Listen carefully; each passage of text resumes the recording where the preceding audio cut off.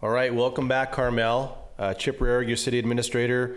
Chief Paul Tomasi, your chief of police. Chief of police, yep. Public protection and everything else. Special edition today, not doing two in a row usually. Today is the 1st of May, Friday the 1st, at about 12:30 in the afternoon. And we just had a shelter-in-place order modification from Monterey County Health. Yes. And it's an update. So the first thing they did, Chief, was they extended the order through the end of May. And then there were some modifications. There were some, it's more permissive, I would say, than it was. It's effective on Monday the 4th, and we'll be ready. The city will be ready to respond. But we're gonna go ahead and post links to the county website rather than having us try to interpret or perhaps add a document that may not be entirely accurate because the county's updating them. We'll put links on there to the Monterey County Health site so you can go there and get the information from the official source rather than through us. So what's being permitted is construction, and there will be some protocols in place.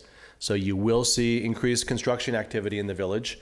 Landscaping, so gardeners and landscapers can be back on your properties doing work. Real estate showings, both for sale and for rent, and then golf. We don't have a golf course yet, but yeah, golf is allowed. So maybe we'll be getting some visitors, and there are pretty hard policies for golf as well. I wanted to put a shout out to the library, Harrison Memorial Library. We've got two libraries actually. The Park branch and our main branch. But if you haven't been to one of their new little free libraries, the old spaces that used to be used for those ugly newspaper racks have been reincorporated. The guys pulled the old vending machines out, and there are books for free in there. I got two great books yesterday, one which were the selective writings of Quakers. So I'm hoping that it'll pacify me to some degree. So hope springs eternal. We have also we busted two people. There was a guy on Carpenter, yes, and there was a guy in the back of a car that went around one of our barricades that were naked in the last 2 days. Contacted, not busted. Well, you shouldn't be naked, right? Probably not a good idea to All be right, naked. Yeah. Naked in public. So keep your clothes on, please, and certainly on the beach. Don't lay down, certainly either. But what do you have to? I mean, there's some stress out there, Chief, right? Yeah, there's a lot of stress, and it's affecting people in different ways, and that's the concern as this goes. I want to look at this new extension of the order more of a positive. I mean, we anticipated it getting extended. Yeah. But it's more of a way to kind of phase things back in. And this is that approach that the governor wants to take and now our county's taking by allowing things like construction, gardening, and some more recreational activities. I think it's a positive. So I think that's the message is it's more permissive, but we need to follow the protocols, need to follow the safe practices that have been established, or it could get locked down again. Correct. So we want to, again, we'll be here, planning and building will be here to serve, and we'll get things going again.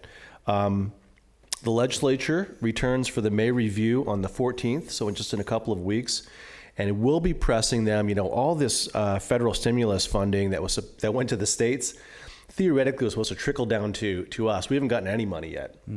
So we'll be pressing the legislature and the governor to make sure that they remember us in local government.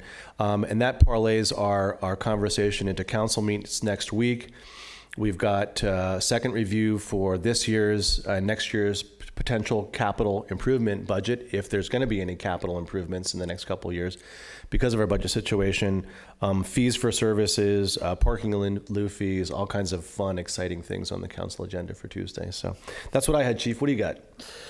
Well, touching back on the order a little bit, again, this last month, we made it through April. We saw a lot of frustration in the community. There's a lot of tension. People are frustrated. We see it. Again, we're asking people, we ask every day when we do this, to be kind to others. Remember that we're all trying to do our job and we're trying to keep each other safe, and just keep that in mind. You want to be kind to each other. As far as our beach, we were pretty clear yesterday about what we're moving forward with. We have a beach? We do have a beach. The order hasn't really changed for the beach. It's still open for exercise. We're keeping it open. But if you go down there, you're going to see some modifications to our signage, which make it much clearer to people to recreate, not congregate. I mean, it is clear. And again, one thing with the order is it's first, you're allowed to travel for essential services in the order. Our message to people is, hey, don't travel from somewhere else to come here to our beach because that's not essential. Right. If you live in this area, the beach is there for you to use. We're not encouraging people to come here to vacation or use our beach for recreation. Yeah, in that vein, we're not going to be, again, checking IDs or anything, but we're not encouraging traveling to our beach to recreate. Correct. We're certainly not encouraging anyone to congregate, whether you live here or not. Correct. So again, the signs are much more overt. We're really emboldened, and we'll have officers both on the beach and on the beach pathway, in vehicles and on foot. Yeah, and we want to clarify the mask order that came out the other day. We've had a couple calls of people who aren't quite sure what the mask order means. The mask order is for people to wear a mask anytime they plan on having communications or having services face to face. So if you go to a restaurant to do your takeout or pickup of an order, you should wear a mask. If you're going to the grocery store, wear a mask. If you're walking and you see a group of people and you want to continue to have social distancing 6 feet apart, but you want to engage in conversation, you should put your mask on. But if you're just out walking around getting exercise, you do not need to wear a mask. Right. So I just want to clarify that a little bit. And if you're cycling for exercise or running for exercise, there's no need to. You don't need a mask. Yeah. So yeah, again, and if you see someone, whether you're in in whatever kind of setting, you can remind someone gently. We've heard some horrible stories about some of our friends being accosted in grocery stores by people who are not.